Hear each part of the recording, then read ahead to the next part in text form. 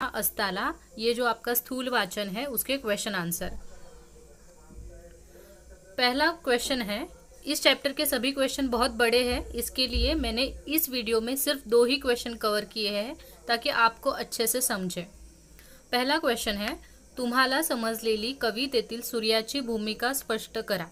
मतलब इस कविता से आपको सूर्य ने कौन सी भूमिका व्यक्त की है, ये जो आपको समझ में आया है वो आपको स्पष्ट करना है। ठीक है, आपको ये पोयम पता होगी, ये स्थूल वाचन आपको पता होगा। नहीं पता है तो आप पहले वो देखिए, सुनिए और समझिए, उसके बाद ही क्वेश्चन आंसर पढ़िए या फिर सुनिए।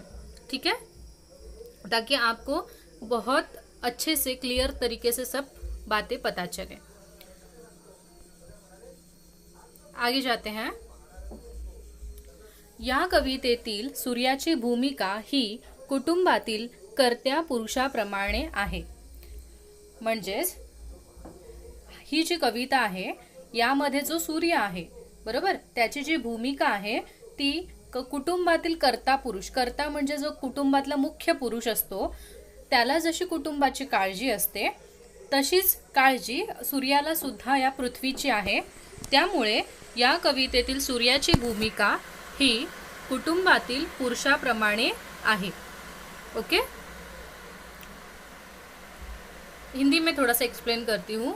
इस कविता में सूर्य की भूमिका जो है वो कुटुंब यानी कि हमारी परिवार का जो मुख्य व्यक्ति होता है, जो कुटुंब का पालन पोषण, परिवार का पालन पोषण करता है, उस तरीके की भूमिका इस कविता में सूर्य की है। ओके, ज्याप्रमाणे कर्ता पुरुष त्याच्या कुटुंबाचा विचार करत असतो, त्याचप्रमाणे सूर्य देखील पृथ्वीचा विचार करत आहे। जिस तरह से जो कर्ता पुरुष मतलब जो हेड ऑफ द फैमिली है वो उसके फैमिली का हमेशा विचार करता है, उसी तरह से हमारा जो सूर्य है वो उसकी पृथ्वी यानी कि उसी का परिवार जो है पृथ्वी, उसका हमेशा विचार करता रहता है, उसके बारे में सोचता रहता है। ठीक है, आपण गेल्यानंतर आपल्या कुटुंबाचे पोषण कसे होईल याचा विचार घरातला कर्ता पुरुष नेहमी करत असतो। मतलब मेरे जाने के बाद मेरे परिवार का पोषण कैसे होगा, मेरे परिवार को कौन पालेगा, ये जो विचार होता है वो घर का जो हेड पर्सन होता है वो हमेशा करता रहता है। जैसे आपके भी फादर है या फिर काका है या फिर कोई भी है जो आपके फैमिली में मेन पर्सन है, कि बहुत सारे घर में माँ मेन होती है, हेड ऑफ द फैमिली होती है, तो इन लोगों को हमेशा टेंशन रहता है कि अगर मैं नहीं होऊंगा या फिर अगर मुझे कुछ हुआ तो मेरी फैमिली का पोषण कौन करेगा। ठीक है, वैसे ही जो थॉट है वो सूर्य के मन में आ रहा है। क्यों आ रहा है? क्योंकि उसको भी सनसेट का टाइम है, उसको भी चले जाना है, तो पृथ्वी का कौन ख्याल रखेगा, ये उसको चिंता सता रही है। ठीक है, त्याचप्रमाणे सूर्य देखील अस्ताला गेल्यावर पृथ्वीला प्रकाश कसा मिळेल याचा विचार तो करत आहे। और इसी तरह से सूर्य भी सोच रहा है, अस्त सूर्य का अस्त मतलब सनसेट। ठीक है, त्याच प्रमाणे सूर्य देखिल उसी तरह सूरज भी जब सनसेट का टाइम हो जाएगा, सूर्यास्त का टाइम हो जाएगा, तो पृथ्वी को प्रकाश कैसे मिल पाएगा ये विचार कर रहा है। ठीक है, ज्याप्रमाणे आपले आई वडील किंवा आपल्या घरातील मुख्य माणूस आपल्या कुटुंबाचं पालन पोषण कसं होईल याचा विचार सतत करत असतात, तसा सूर्य देखील विचार करतोय की जर मी मावळलो, संध्याकाळ झाली आणि मी निघून गेलो तर पृथ्वी अंधारमय होऊन जाईल, पृथ्वीला उजेड कोण देईल, प्रकाश कोण देईल, असा इथे सूर्य विचार करतोय। पृथ्वीला अंधारापासून वाचवण्यासाठी तो सृष्टीतील घटकांना विनंती करतो। मतलब पृथ्वी को अंधेरे से बचाने के लिए वो सृष्टि में मौजूद इतर मतलब जो मतलब सूर्य के अलावा जो इतर मतलब और जो है घटक, जैसे कि चांद है या फिर पवन है, हवा है, पानी है, जल, वायु, इन लोगों को सबको रिक्वेस्ट करता है कि आप मेरी कुछ मदद कीजिए ताकि मैं पृथ्वी को उजाला दे सकूं।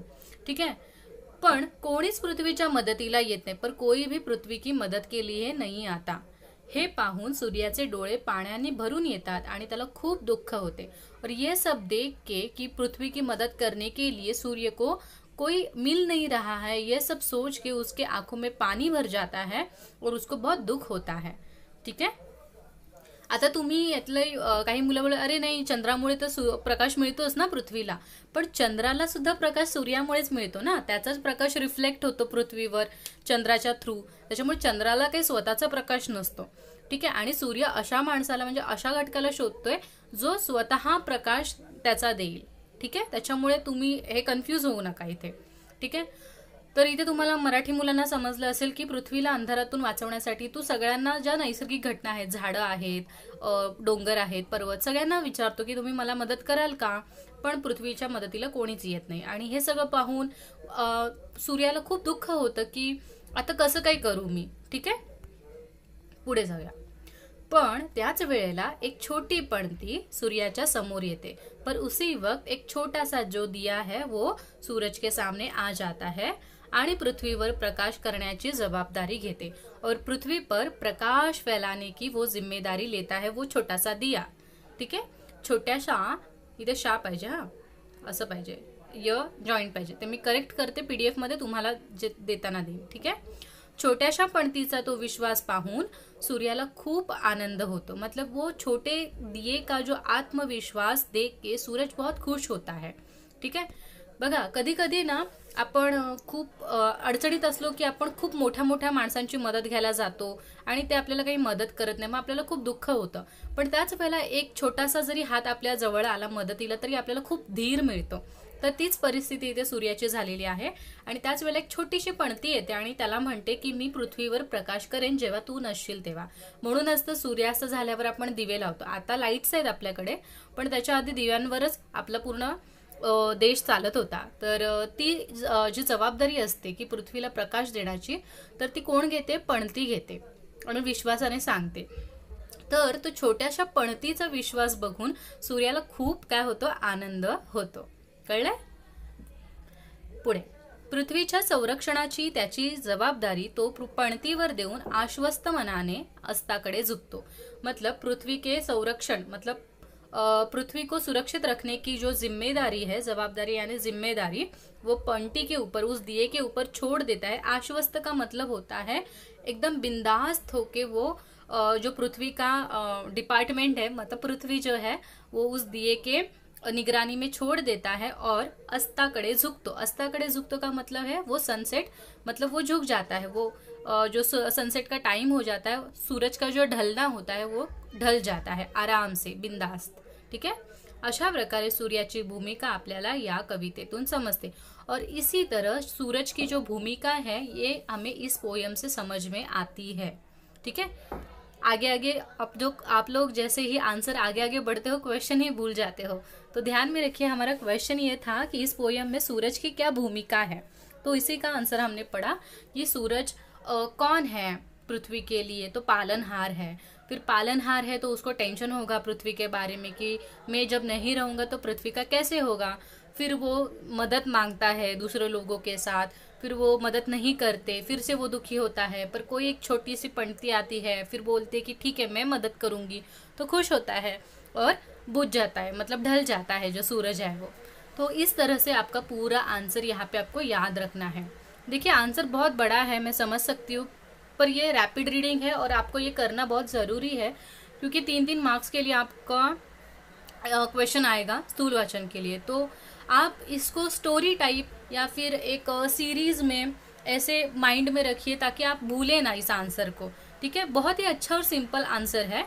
हाँ, जो सूरज, दिया और पृथ्वी, इनके रिलेटेड ये पूरा आंसर घूमता रहता है, तो आप उसको अच्छे से याद कर सकते हो. ठीक आहे. मराठी मुलांना सुद्धा सांगते हे अगदी सोपा आन्सर आहे. स्टोरी टाईप लक्षात ठेवा. प्रश्न उत्तर म्हणजे एकदम उत्तर असं नका लक्षात ठेवू. तुम्ही तुमच्या शब्दात थोडंफार लिहू शकता, पण तुम्हाला उत्तर लक्षात राहिलं पाहिजे. कॉन्सेप्ट नक्की उत्तरात काय लिहायचं हे तुम्हाला लक्षात राहिलं पाहिजे. तर तुम्ही स्वतःहून सुद्धा उत्तर लिहू शकता. तुम्हाला ओल्ड टू ओल्ड पाठ करायची काही गरज नाही. पण ज्यांचा काना मात्रा, वेलांटी उकार किंवा वाक्यरचना ज्यांना मराठीत करता येत नाही त्यांनी प्लीज उत्तर पाठ करा. ठीक आहे. ओके, पुढे जाऊया आपण. दुसरा प्रश्न बघूया. बघा, खूप मोठा आहे म्हणूनच 2 क्वेश्चन एका व्हिडिओमध्ये कव्हर केलेले आहेत. पणतीच्या उदाहरणातून कवितेत व्यक्त झालेला विचार स्पष्ट करा. मतलब यहाँ पे एक दिए का एग्जाम्पल दिया है, तो इस दिए के एग्जाम्पल से हमें उस दिए के विचार क्या स्पष्ट होते हैं ये हमें लिखना है. ठीक आहे. म्हणजे या कवितेत आपण बघितलं की सूर्याला मदत करायला पणती येते. मग पणतीचे विचार काय आहेत, हां ते आपल्याला काय समजतं पणतीच्या या अशा वागण्यामुळे आपल्याला तिचे कुठलेही विचार समजतात ते तुम्हाला इथे लिहायचे आहेत. ठीक आहे, स्टार्ट करूया. सूर्य अस्ताला गेल्यावर पृथ्वीला प्रकाश कसा मिळेल याचा विचार सूर्य करत आहे.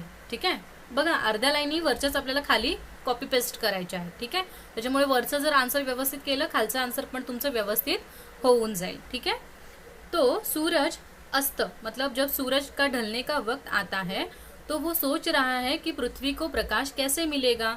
इसका जो विचार है वो सूर्य कर रहा है. पृथ्वीला अंधारापासून वाचवण्यासाठी तो सृष्टीतील घटकांना विनंती करतो. सेम ऊपर की लाइन है.